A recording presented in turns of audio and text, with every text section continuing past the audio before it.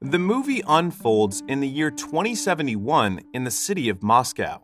The surroundings depict how the planet Earth has greatly suffered from the intergalactic war fueled by Cherno, an evil scientist who dreams of conquering the entire universe. He is regarded as the most dangerous prisoner, turning his experiments as weapons that threaten lives.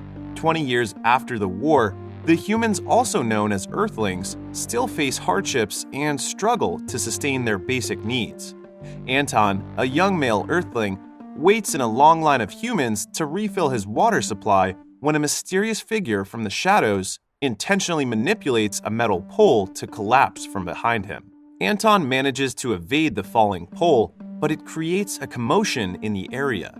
The humans in line stare at him in dismay, accusing him of being plagued by bad luck out of the annoyance at the continuous accidents involving him.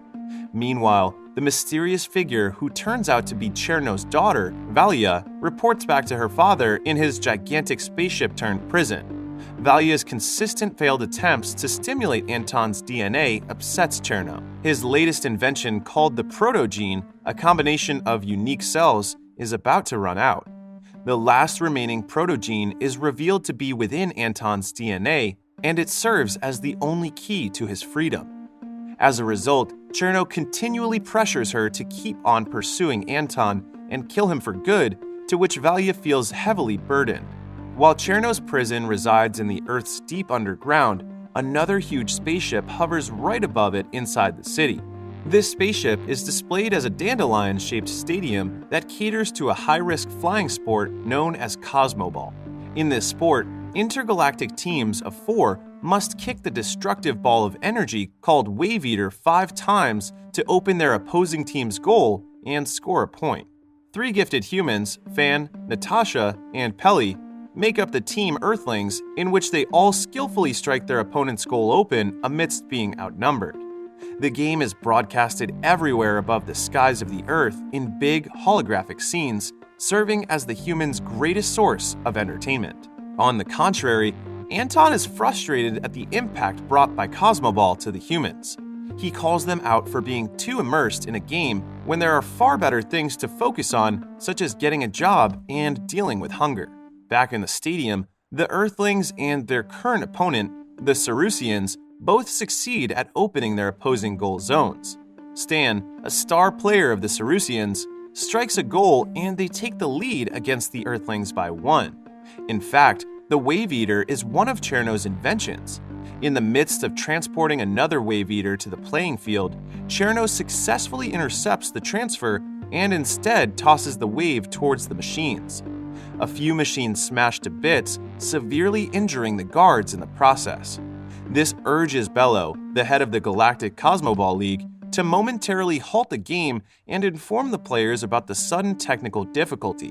The guards regain control of the Wave Eater, and the game resumes as soon as the ball reaches the playing field. Though the game ends in a draw, it is the first time in history that the Earthlings triumphantly make their way to the finals, earning a loud cheer from the human spectators in and out of the stadium. Cherno, on the other hand, shouts in anguish at the sight of his creation turning into lumps of rock. The night emerges and Anton comes home to his sick mother. He finds out that his mom has been lying about her medical supply and pretends to be fine. Anton rushes to the pharmacy, where he comes across a young woman named Anya. The two of them break into the pharmacy to steal some food and medical supplies, but the alarm immediately catches the attention of the police. 2 police officers, led by Captain Vasily, catch up to them. Anton pretends to surrender alone and distracts the officers while Anya remains hidden. He manages to create an opening by distracting them and is able to run away. Just then, Anton runs and crashes onto a rushing vehicle, causing him to shout in panic. Vasily checks the front of the truck only to find nothing else but the stolen medicine spilled all over the floor. They leave the place in confusion, while Valia, who has effectively concealed herself as the driver of the truck, grins in satisfaction. Later, it is revealed that Anya is also Valia, who has been following Anton all this time. Anton's fear has activated the protogene and his teleportation ability for the first time, as he teleports uncontrollably a few miles away from his previous location. Disguised as Anya, Valia lures Anton to her basement and captures his attention through their common interests, such as their shared dislike for Cosmoball and their desire to help their sick parents. Anton listens intently, oblivious of why Anya pulls a few strands of his hair to collect a portion of the protogene from his DNA. Anya brings the hair strands to her father. However, the protogene barely responds because of the inadequate amount. Meanwhile, Anton comes back home surprised at the sight of Bello and the Team Earthlings in their house. Bello confirms Anton's teleportation ability and expresses his interest in recruiting him as the fourth player of the Team Earthlings. Anton strongly declines, telling them that he does not like Cosmoball and that he has to take care of his sick mom. Natasha steps in and insists on finding a cure for his sick mom in exchange for his approval. She convinces both Bello and Anton, and they seal the deal with a handshake. Anton is instantly brought to the stadium ship, where he marvels at every sight. During his checkup, Bello takes a sample of Anton's genetic material in order to generate his very own Sputnik, a droid that will serve as his gear and buddy during the games. Everyone from Team Earthling owns a Sputnik that caters to their respective body composition. Anton slightly struggles in the first few minutes of training, but does not take long to control his teleportation abilities. He adjusts to the abilities quickly enough for Bello and the Team Earthlings to observe a situation that they have never encountered. Deep in thought, Bello instructs Anton to play for the first 2 games the next day and resume his training afterwards. Bello leaves with Natasha afterwards to meet with the Galactic Council and talk about a possible cure for Anton's mother. The Council displays their contempt in the thought of helping Anton and his mother's intergalactic infection, but Bello firmly insists on going by the deal. He regards Anton as the most gifted athlete after having seen his performance on the first day of training. Natasha spends time with Anton and expresses her fondness of him every chance she gets, which bewilders Anton most of the time. On another note, Valya, who has shapeshifted as her alternate identity Anya, captures Anton's attention through their shared dislike for Cosmoball and the same intention of finding a cure for her father. She takes advantage of Anton by giving him a poisonous pod that can possibly destroy the stadium ship and end Cosmoball for good. Anton's Sputnik arrives at the scene with Natasha to fetch him. Before they leave, Anya gives Anton a peck on the lips and slips the pod on his hand while Anton's Sputnik eyes Anya suspiciously. On their way back to the stadium ship, Anton grows interested in his Sputnik. Natasha tells him that Sputniks warn their owner on potential threats and may or may not activate battle mode depending on the probability of danger. Another game of Cosmoball commences the following day. The poisonous pod stays undetected even after going through inspection. The Team Earthlings link with their Sputniks to gear up for the game. Anton, who is warily holding the poisonous pod in his hand, gets it stuck beneath his glove. Anton talks to his Sputnik and removes the glove, and Anton uses his hand to squeeze the poisonous pod, and its sap spreads across the stadium ship's floor. Anton nonchalantly walks away after following Anya's orders and enters the waiting area. As the athletes enter the playing field, Anton finds himself surrounded by a large crowd full of welcoming cheers. Back in his house, his mom watches the game together with Vasily, looking healthier than ever from the continuous medications. Soon, the players get into position and start the game. Anton, on the other hand, sits on the ground and ignores the entire game, causing the audience to call him a quitter. Bello pauses the game to summon Anton, attempting to talk some sense into him. He shows Anton the entire machinery inside the stadium ship and explains how Cosmoball is more than just a game. He tells Anton about the war, Cherno, the Wave Eater, and his last invention, which is the protogene. Ultimately, he says to Anton that being an athlete allows him to give his fellow Earthlings something to hope for amidst their current situation. Anton eventually realizes the repercussions of his action and runs back to retrieve the poisonous pod that he dropped, only to find that it has already seeped into a portion of the ship's stadium. He comes back to the playing field and shouts that the stadium has been infected, but to no avail as the game goes on. Bello fortunately notices him and reacts quickly by freezing the infected area. The poison continues to spread, and the stadium ship goes into emergency evacuation mode in order to protect the audience. Natasha arrives to free the remaining audience stuck inside when the Wave Eater dashes toward her direction. Anton sees this and races to her aid before the athletes kick the Wave Eater 5 times, which results in its meltdown. He loses consciousness from being hit by the Wave Eater, but he wakes up not long after.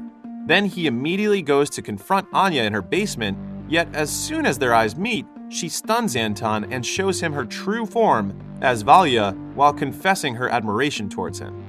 Even so, she is disappointed in him for not completely destroying the stadium ship and begins to collect a moderate amount of protogene in his DNA before leaving him unconscious. Anton Sputnik hurriedly looks for him after sensing the threat. Finding him lying unconscious, his Sputnik connects with him and ends up exhausting itself to heal Anton's injury. At the same time, Cherno acquires the protogene from Valia and begins his escape plan. Through the protogene, Cherno summons another one of his creations, a gigantic puppy-like creature. He links himself with the creature to gain full control and uses it as a spaceship. The protogene in his possession also grants him the ability to teleport his way out. After a while, Anton wakes up and sees Natasha and Bello beside him. Somewhere inside the same basement, Bello hears Cherno calling his name. Cherno addresses Bello as his creator and invites him to join forces with him. Natasha becomes confused upon hearing this. She questions him up front, but Bello shrugs her off. Along with the Cerusians and Amazonians, they all gather outside and briefly encounter Cherno as he successfully escapes and teleports out of planet Earth. Meanwhile, the athletes stay on guard throughout the city while Bello informs the Galactic Council. He also reveals the closely guarded secret about Cosmoball to everyone. They learn that Cosmoball is not a game, but a war, and that the stadium ship is built to prevent the destruction of the planet. Back in his home, Anton's mom comes to tell him that the athletes are leaving for the war against Cherno, but Anton lies down wearily and disheartened from the events around him while holding his Sputnik in his embrace. His mom turns to comfort him, saying that on planet Earth, people make mistakes all the time, but there are strong people who try to fix the mistakes they've made. Simultaneously, Bello holds another meeting with the Galactic Council about their plan of action, when Natasha suddenly enters. Natasha is still bugged by what she heard. She persistently asks Bello why Cherno addressed him as his creator. Bello is left with no choice but to explain to her that Cherno is the greatest failure as a fellow scientist. He says that Cherno was forged in his image. He admits his mistakes, thinking that Cherno would assist him like the Sputniks do. He has given him feelings, but has failed in shaping those feelings. Bello and Cherno's falling out has led to the banishment of Cherno and has resulted in the events of the Intergalactic War 20 years back. Outside the planet Earth, Cherno prepares to fire his newly created Wave Eaters from his ship. He reunites with Valia, instructing her to prevent the athletes from leaving the Earth as long as she can. The huge battle ensues immediately after Cherno sends a succession of Wave Eaters to the surface of Earth. At the same time, Fan, Peli, along with the members of the Cerusians and Amazonians, spread out in different positions outside the city in anticipation.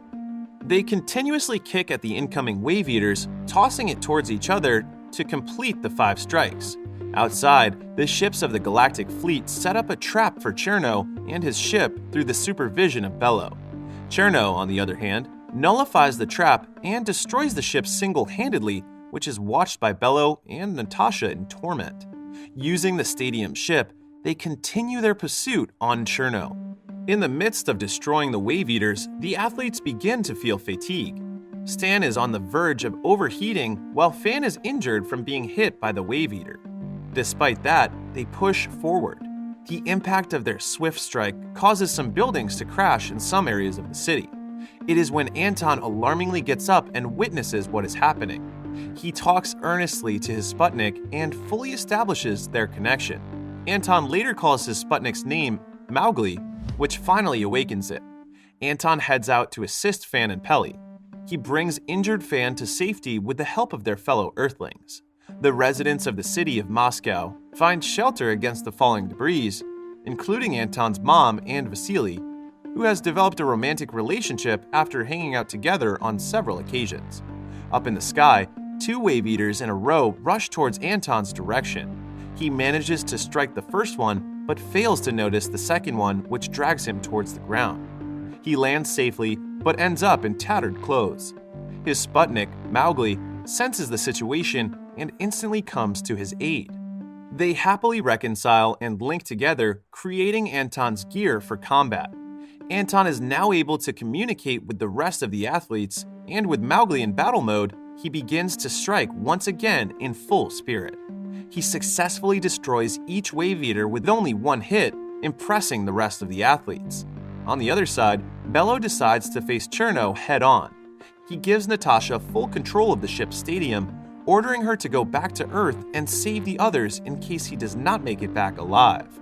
Natasha agrees and teleports with Bello inside Cherno's ship, where they arrive to finally confront him. Bello later shows his true form while facing Cherno.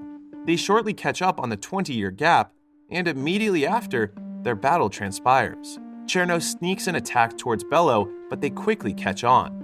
In response, Natasha teleports right in front of Cherno to kick him, but Valya interrupts her. Natasha evades Valya's attack and teleports away. However, Valya captures and stuns her instantly. Cherno aggressively charges at Bello, gloating that he has gotten much stronger than him despite being his creation. Meanwhile, Anton successfully teleports on the Earth's moon with Mowgli, witnessing the moon's sorry state. Mowgli's alarm activates, sensing danger nearby. They head towards the area straight away while thinking of Natasha and Bello. In the ship, Bello angers Cherno after he attacks with balls of ice towards his protogenes. Cherno creates a large shield to protect his creation while Bello continuously attacks. Bello slips up a ball of ice right above the shield where he directly hits Cherno. The ice spreads around Cherno and it freezes his entire body. When Bello's constant attacks break the shield and almost freeze Cherno's entire creation of protogenes, Valya shapeshifts to Natasha's form and stuns him. Valya currently gains the upper hand, incapacitating both Bello and Natasha before she destroys the ice that has been trapping Cherno. Cherno breaks free and utilizes his elastic gear to strangle Bello. He says his parting words and is about to kill him, but Anton arrives in time. Anton takes Valya hostage against Cherno, making him release his hold on Bello. Cherno walks towards Anton's direction and challenges him as if he can never kill Valya. He mentions that Valya has never been a perfect creation and stabs her in the abdomen himself. Cherno's blade lightly touches Anton's gear, and it pushes him forcefully on the lining of the ship where he is trapped and unable to teleport. Bello barely manages to keep Cherno distracted by dropping a bead of ice in an attempt to neutralize the power of the ship. The evil Cherno proceeds to direct his makeshift spear towards Bello and kills him instantly. Anton takes the chance to connect with the ship itself through their shared cells. He meets the puppy-like creature and it wildly chases him. As Anton nears the exit, he decides to stop and directly faces the creature instead. The wild creature is taken aback, its limbs coming to a full stop in front of the Earthling.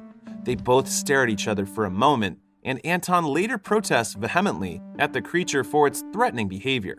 It roars at him in reply before it senses their connection. Pushing further, Anton calms the creature by lightly touching its head. Soon enough, he successfully establishes trust with the creature, enabling him to break free of the lining of the ship. Furthermore, the creature grows fond of Anton, which ultimately destroys its connection from Cherno. Cherno tries to resist and exclaims that he is the master, but the creature no longer listens to him. He is mercilessly ejected out of the ship and tossed onto a massive ball of hot gas where he melts to death. Natasha regains control of her body after being released from the trap.